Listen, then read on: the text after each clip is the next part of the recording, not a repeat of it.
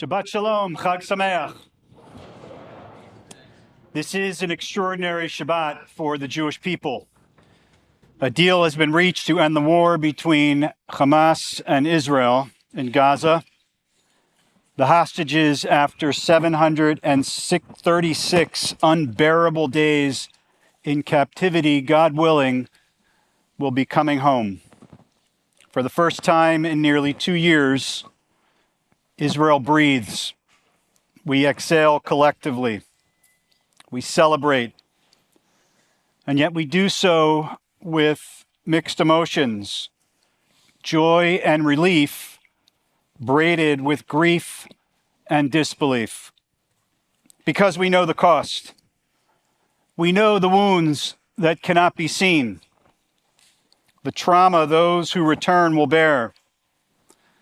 We see, too, the faces of those who will never return, mothers and fathers, sons and daughters, husbands and wives, brothers, sisters, friends, each a story lost, a world unto itself.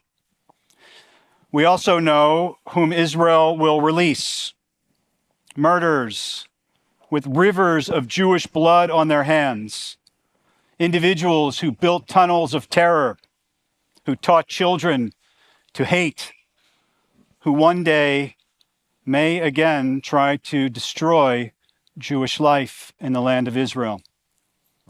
So we find ourselves suspended between two opposites, celebration and sorrow, relief and rage, triumph and trauma. And yet this is the essence of Jewish life, to live in the space between brokenness and blessing. In this spirit, Rabbi Sachs once taught that Hebrew has two words for strength, koach and gevurah. Koach is the power that you need to win a war. Gevurah is the courage you need to make peace. Israel has shown both. The strength to defend the innocent, to fight those who slaughtered our people on October 7th, and gevurah, the courage, the moral courage to end a war, to take risks for life, to return to the hard, uncertain, because there is great uncertainty, the uncertain work of peace. Because courage in Jewish life is never just found on the battlefield. It's found in the fragile spaces where faith must stand with certainty. And we are living in that tension today. And we are not the first generation of Jews to do so. There's a rabbinic debate about the nature of the Sukkah between Rabbi Eliezer and Rabbi Akiva. Rabbi Eliezer said that the Sukkot represent what he calls the Ananei Kavod, the clouds of glory. They weren't literal, they were clouds of glory that protected our ancestors in the wilderness. It was God's miracle. Rabbi Akiva disagreed.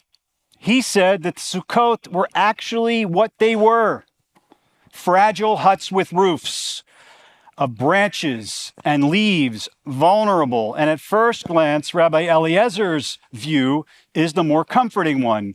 God sheltered us. God took care of us in the wilderness. But Rabbi Akiva's view actually contains a deeper truth, that we sheltered ourselves.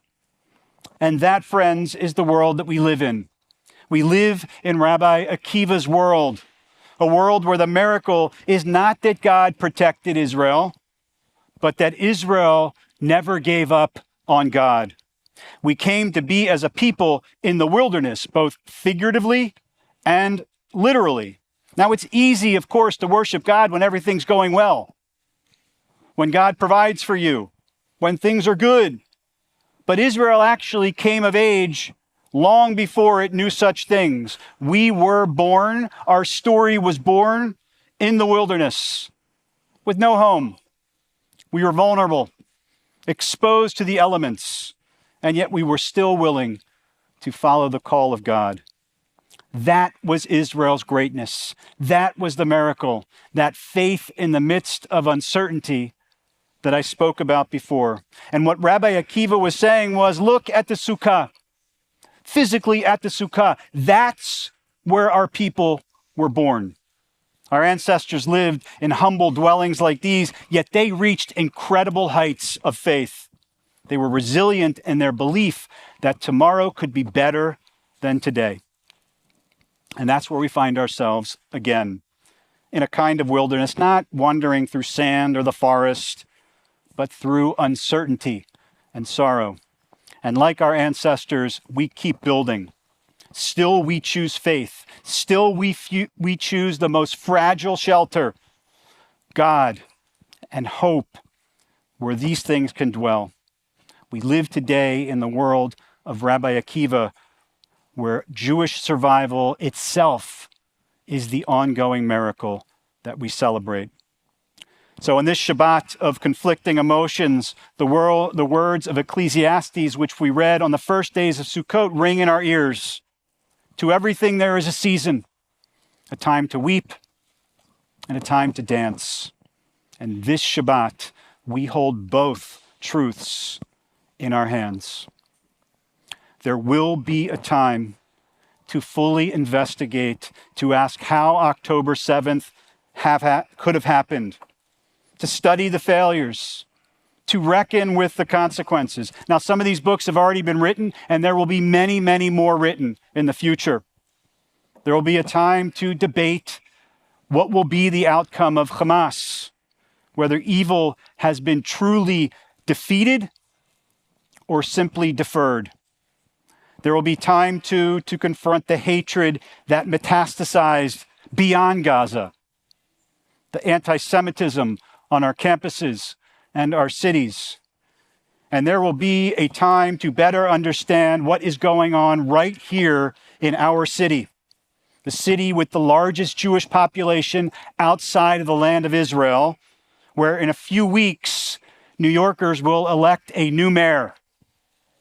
And one of the leading candidates is a man who on October 7th, a few days ago, issued a statement condemning Hamas's war crimes, not terrorist acts, war crimes, to create a sense of equivalency, as if there had been a war on October 6th that justified the slaughter of babies, the burning of families, the kidnapping of the elderly.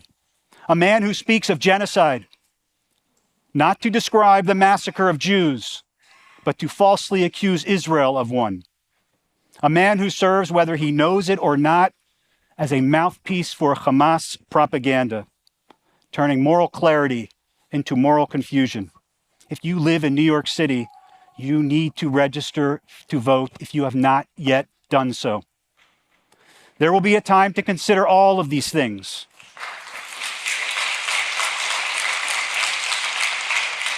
But that time is not this morning.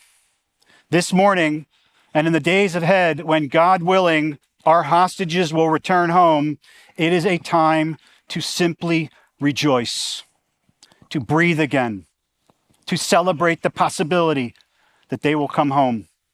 It's a time to practice hakarat hatov, to recognize and express gratitude to those whose efforts helped bring them home. President Trump, Stephen Witkoff, Jared Kushner, Prime Minister Netanyahu, for the roles they played in liberating our people, who endured hundreds and hundreds and hundreds of days in captivity. And it is time to ponder the deeper miracle that underlies it all, the miracle of Jewish survival and endurance.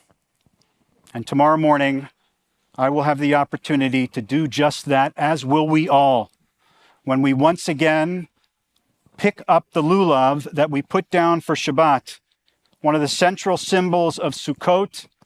I will feel that joy as I hold this symbol in my hand, and I reflect on one of the great stories of survival and endurance in Jewish history. It's the story of the revival of the Judean date palm. It's the very tree that our ancestors once waved in our homeland thousands of years ago. I think I've told this story before. If I can't remember, there's a very good chance you don't remember. But it's one that never loses its power. In the 1960s, while excavating Masada, archaeologists discovered ancient date pits, seeds, the remnants of fruit stockpiled by the last defenders of that fortress nearly 2,000 years ago. Those seeds were placed in a drawer, and they were forgotten for 40 years. Then an Israeli botanist, Dr. Elaine Soloway, decided to take one of those seeds and to plant one. And against every expectation, a tree sprang forth from the earth. The first Judean date palm in 2,000 years. And they named it Methuselah.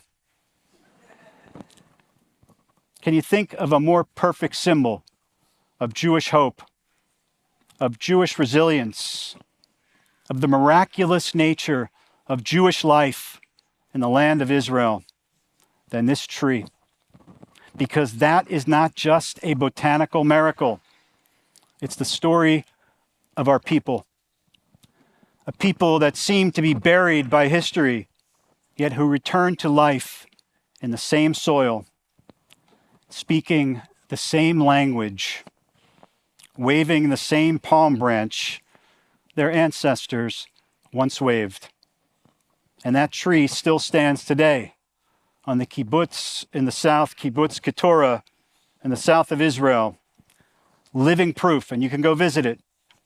Living proof that what was thought dead can live again. That what once seemed fragile endures, and that the Jewish people too can rise from the ashes and bloom again in their land.